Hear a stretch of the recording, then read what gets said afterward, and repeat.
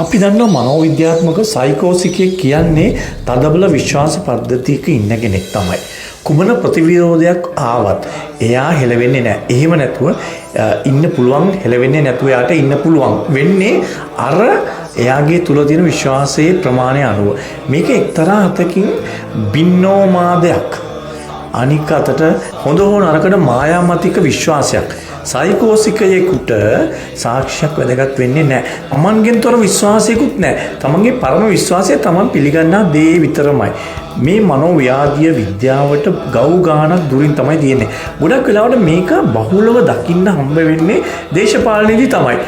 ඒ විතරක් නෙමෙයි ආගම තුලත්. අපේ ලංකාවට සාපේක්ෂව ගත්තම දැන් බොහෝ දුරට දේශපාලන මනෝව්‍යාධියට යම් තාක් දුරට විසඳුමක් ලැබිලා තියෙනවා, විසඳමින් ඉන්නවා. ඒ දේශපාලන පෙරලියත් එක්කම ආගම තව තවත් අධිනිශ්චය වෙලා තියෙනවානේ.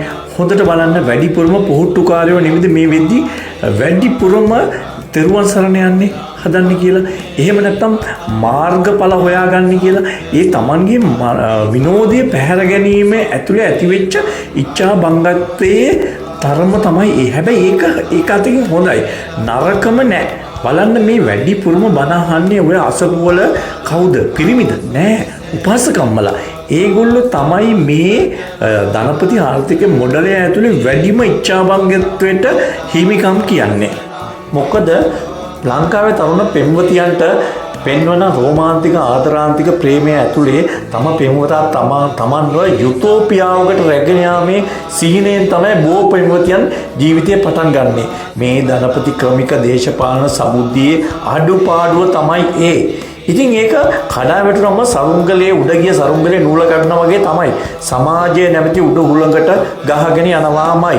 ඉතින් ආගම දහමකින් නවතින්න පුළුවන් නම් ඒ ගැන පිරිමි ගොඩක් සන්තෝෂ වෙන්නත් ඕනේ.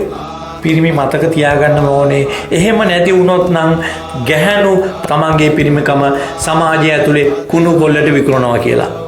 විශේෂයෙන්ම කියනවා නම් තේරවාදය හරි මහායානය හරි වේද සාහිත්‍ය ඇතුලේ හරි වර්ධනය වූ දැනුම එකක්වත් නෙමෙයි මේ මරණයට බය. එහෙමත් නැත්නම් මරණයෙන් පසු Tamanට වෙන්න තියෙන වින්නැහිය ගැන මහතු උත්සෝපය, බය හුදු භක්තිමත් තැනකින්, බය ආදු තැනකින් කෘතිම නිවීමත් සහිතව බුදුන්ට අවනත වන තැනකට ගිහින් කොහේ හරි අසපුවක හෝ ආරාමයක බණ කියන පෘථග්ජන පැවිද්දෙකුගේ ආකර්ශනීය පාරභෞතික තර්ක විතර්ක දේශනාවන් Tamanගේ නිවන සාක්ෂාත් කරවයි කියලා විශ්වාසය තමයි.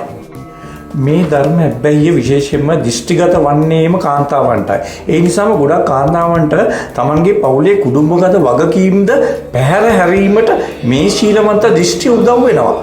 ඒ නිසාම පවුල් සම්මතතාවය ඇතුලේ ගැටලු රාශියකට පත්වීමේ ඉරණම අර පවුලේ සමාජිකයන්ට අනිවාර්යෙන් හිමි වෙනවා. හැබැයි අදාළ බෞද්ධ සංස්කෘතික විලාසෙන් තීන්දුව ගන්න බැරි වෙන්නේ මෙයාලාගේ පුද්ගලිකත්වය වෙනස් වුණොත් විතරයි. ඒ කියන්නේ අන්න එතකොට මෙයාලට සැබෑ තත්ත්වය එළියට එනවා. ඒ කියන්නේ උදාහරණයක් කියනවා නම් මේ සිල්වත් උපාසිකාවන්ගේ කසාද පිරිමියාගේ අන්‍යම් සම්බන්ධයක් මේ උපාසිකාවන්ගේ අතටම අහු වුණොත් ඒ නිවන් පුරේ බොහෝ දුර ගිය සෝවාන් ඵල විසිවි යනවාට නිසකයි. ඔන්න මහත්තුරුනි, පුළුවන් නම් ඔබට හොඳ අවස්ථාවක් තිනවා මේ ලිට්මස් පරීක්ෂණය කරලා බලන්න. හැබැයි සිල් විසිවීමෙන් අනතුරු වළක්වා ගත හැකි උපක්‍රමයක් කල් තියා ලෑස්ති කරගන්න. හොඳේ.